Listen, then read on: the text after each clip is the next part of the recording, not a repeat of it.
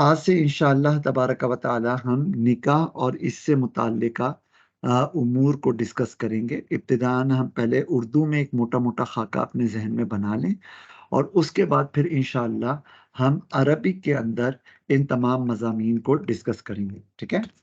देखिए, कहते हैं कि निकाह एक अक़्द है। अक़्द का मतलब होता है कॉन्ट्रैक्ट, यानी एक तरफ से एक ऑफर आए, दूसरी तरफ से उसकी एक्सेप्टेंस आए, और ये दोनों तरफ ऑफर और एक्सेप्टेंस यानी कोई कोई बात पेशकश करे यानी ईजाब करे और दूसरा उस पेशकश को एक्सेप्ट करे, कबूल करे।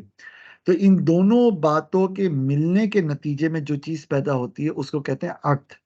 बेसिकली अक्द शरीयत के अंदर कहते हैं दो जुमलों का आपस में इस तरह से मिल जाना कि उसके मिलने को शरीयत एक्सेप्ट करे और शरीयत उस मिलने के नतीजे में ना वो कोई ना कोई हुक्म मुरतब कर दे, उसको इफेक्टिव मान ले। इसको कहते हैं अक्द। अब ये अक्द कई तरह के कॉन्ट्रैक्ट कई तरह के होते हैं। इनमें से कुछ कॉन्ट्रैक्ट माल से ताल्लुक रखने वाले होते हैं, जैसे खरीद और फरोख्त, बैع का कॉन्ट्रैक्ट। कुछ जो है सर्विसेज से ताल्लुक रखते हैं, जैसे मनफाअतों और माल के बदले में मनफाअत हासिल करने का कॉन्ट्रैक्ट, जैसे जिसे इजारा हम कह देते हैं। तो और भी बहुत सारे कॉन्ट्रैक्ट्स होते हैं। उन्हीं कॉन्ट्रैक्ट्स में, उन्हीं उकूद में से एक अक्द होता है निकाह। तो निकाह बुनियादी तौर पर एक अक्द है, यानी दो जुमलों का आपस में ऐसा मिलना है कि इसके नतीजे में कुछ शरई असरात मुरतब होते हैं। अब वो शरई नताइज और असरात क्या हैं? नंबर एक, ये एक ऐसा अक्द है कि जिसके नतीजे में मर्द का औरत से फिजिकल जिस्मानी ताल्लुक कायम करना हलाल हो जाता है, यानी एक दूसरे से नफा उठाना। इसको कहते हैं अरबी में तमत्तो। तो ये तमत्तो को जायज करने वाला एक अक्द है। अब ये जो मर्द होता है इसको शौहर कह दिया जाता है या दूल्हा भी कह देते हैं, और जो औरत होती है उसको बीवी या दुल्हन कह दिया जाता है। अरबी में ज़ौज और ज़ौजा कह देते हैं। निकाह का हुक्म ये है कि जो शख्स इस तरह का फिजिकल रिलेशन कायम करने की सेहत, ताकत और सलाहियत रखता है, और इसी तरह निकाह के नतीजे में जिस मर्द के ऊपर महर और नान नफ़का लाजिम हो रहा है, ये इस नान नफ़के और महर को अदा करने की काबिलियत और इस्तिताअत रखता है। बस जिसका लेवल बस इतना सा है ना, तो उसके लिए निकाह सुन्नत मुअक्कदा है। और अगर कोई शख्स फिजिकल रिलेशन भी कायम कर सकता है, महर और निकाह भी यानी माली इस्तिताअत भी रखता है, ये चीज़ें हुकूक वाजिबा अदा कर सकता है, और फिर भी वो निकाह नहीं करता है, तो वो सुन्नत मुअक्कदा का तारिक है। और सुन्नत मुअक्कदा का तसलसल से तर्क करना ये गुनाह बन जाता है। ओके। तो नॉर्मल कैफियत हो किसी आदमी की या किसी खातून की, और वो निकाह के नतीजे में लाजिम होने वाली जिम्मेदारियों को पूरा करने की सलाहियतें रखता हो, तो ऐसी सूरत में उनके लिए निकाह करना सुन्नत है, और ये ताकीद वाली सुन्नत है। और अब इस सुन्नत की, ताकीदी सुन्नत को तर्क करने, मुसलसल तर्क करने को इख्तियार किए रहना, ये गुनाह बन जाता है। हाँ, किसी खास हिकमत के तहत वक्ती तौर पर इसको तर्क किया, लेकिन इरादा यही है कि इंशाल्लाह कुछ अरसे बाद आदमी निकाह कर लेगा, तो फिर इसमें कोई गुनाह नहीं होगा। वरना बालिग होने के बाद अगर जहन बना लिए कि मैंने निकाह नहीं करना, तो बस ये जहन बनने के बाद अगर आदमी में सलाहियतें हैं और फिर भी वो निकाह नहीं करता, तो फिर वो गुनाहगार होगा।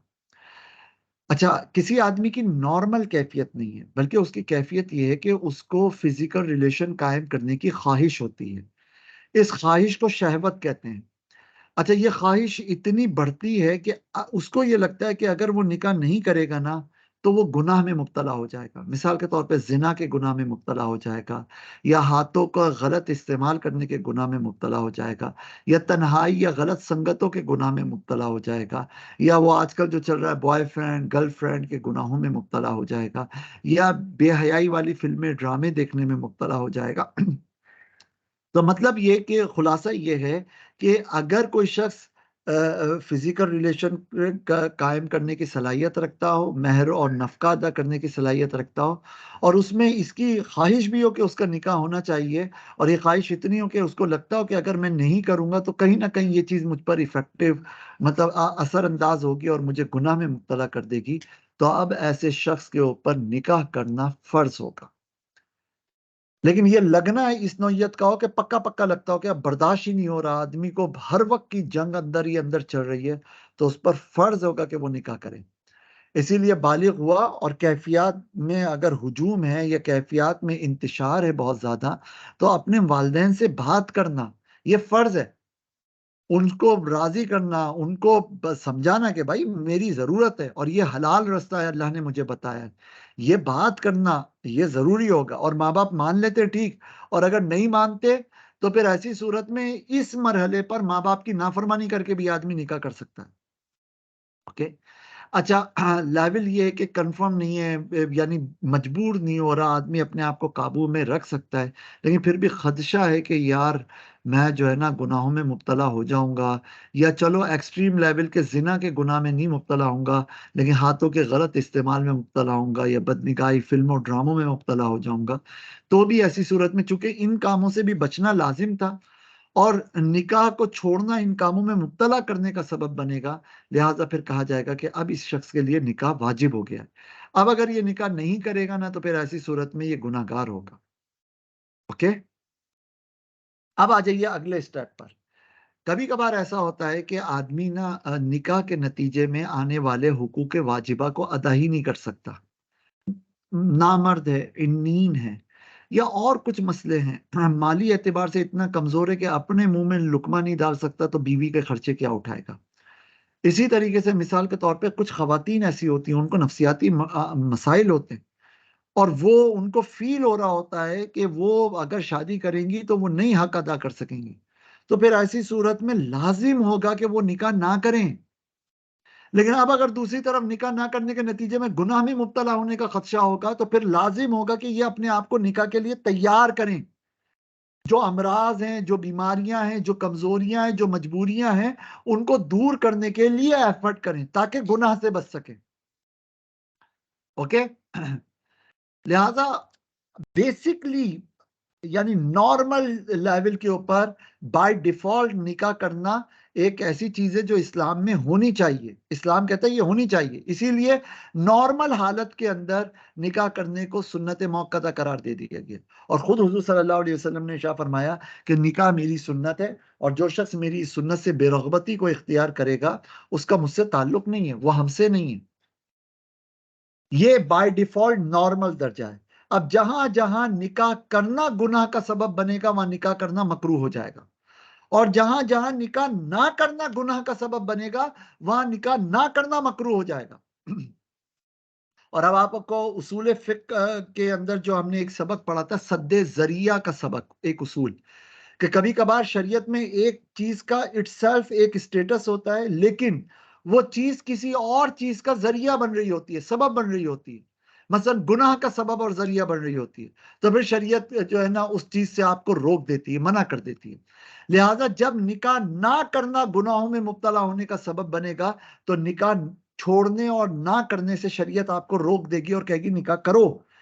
اور جب نکاح کرنا آپ کے لیے گناہوں کا سبب بنے گا، مثلا بیوی کا نان نفقہ ادا نہیں کر سکتے، یا بیوی ایسی ہے کہ وہ شوہر کے واجب حقوق بھی ادا کرنے کی اپنے اندر قابلیت محسوس ہی نہیں کرتی ہے، تو پھر ایسی صورت میں اسی کیفیت اور حالت کے اندر نکاح کر لینا یہ ان کے لیے مکروہ اور ممنوع ہو جائے گا۔ یہ سد ذریعہ کے اصول کے تحت یہ پوری کلازز انہوں نے بنا دی۔ اب یہیں پر یہ مسئلہ نکل آئے گا، جب ایک بیوی کا بھی حقوق واجبہ ادا نہ کر سکتا ہو آدمی تو اس سے نکاح کرنا شریعت میں مکروہ یعنی مکروہ تحریمی ہے، تو پھر دو، تین، چار، ان میں بھی اگر وہ حقوق واجبہ ادا نہ کر پائے تو پھر اس کا ایک سے زیادہ نکاح کرنا تو بدرجہ اولا مکروہ تحریمی ہوگا۔ اور جب ایک سے زیادہ آدمی نکاح کر رہا ہو تو ان میں عدل کرنا یا ان کی باریاں مقرر کرنا اور وہ عدل کے ساتھ باریاں مقرر کرنا یہ بھی شریعت کی طرف سے ایک اور اضافی واجب ہوتا ہے۔ تو جو اس اضافی واجب کو پورا نہ کر سکتا تو پھر اس کے لیے ایک سے زیادہ نکاح کرنا منع ہوگا۔ اسی لیے تو قرآن ہمیں فرماتا ہے کہ فَانكِحُوا مَا طَابَ لَكُم مِّنَ النِّسَاءِ مَثْنَىٰ وَثُلَاثَ وَرُبَاعَ، تم نکاح کرو جو عورتیں تمہیں پسند آئیں ان سے، اپنی پسندیدہ عورتوں سے نکاح کرو، دو دو عورتوں سے، تین تین سے کرو، چار چار سے کرو، یعنی بائی ڈیفالٹ یہ ایک ترغیبی معاملہ ہے کہ ہونا چاہیے اور اچھی بات ہے۔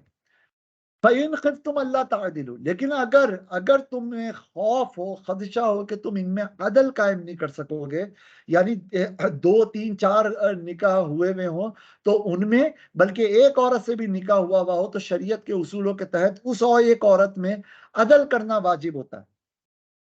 لہذا اگر کسی کو یہ خوف ہو کہ وہ عدل نہیں کر سکے گا 2 3 4 عورتوں میں، تو فواحدہ، تو ایک عورت سے نکاح کرے۔ اور اسی آیت کے اشارے سے ہمیں پتہ لگتا ہے کہ اگر کوئی ایک عورت سے نکاح کرنے کے اندر بھی عدل نہ کر سکتا ہو تو اس کے لیے ایک عورت سے نکاح کرنے سے بھی ممانعت ہو جائے گی۔ اور یہی مسئلہ بزرگوں نے پیچھے بیان کیا ہے، جو یہاں نوٹس میں آپ کو نظر آ رہا ہے، ٹھیک ہے۔ بیسکلی نکاح جو ہے نا، نکاح یہ اس بات کا نام ہے کہ ایک آدمی یا ایک عورت آفر کرے دوسرے آدمی یا عورت کو کہ میں آپ سے نکاح کرنا چاہتا ہوں یا میں آپ سے نکاح کرتا ہوں۔ اب سامنے والا کہے کہ میں قبول کر لیتا ہوں یا میں نے قبول کر لیا، بس نکاح ہو گیا۔ بنیادی بات یہ، باقی ساری چیزیں اس کے اندر ایڈیشنل ہیں اور بہت امپورٹنس رکھتی ہے، جیسے مہر ہے یا دوسری چیزیں، وہ بڑی ویلیویبل ہیں۔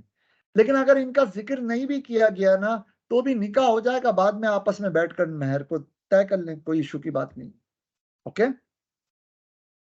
لہذا نکاح کے جو رکن ہیں، یعنی نکاح کی وہ بنیادیں کہ اگر یہ بنیاد نہیں ہوگی تو نکاح ہوگا ہی نہیں شریعت کی نظر میں، وہ ہیں ایجاب اور قبول۔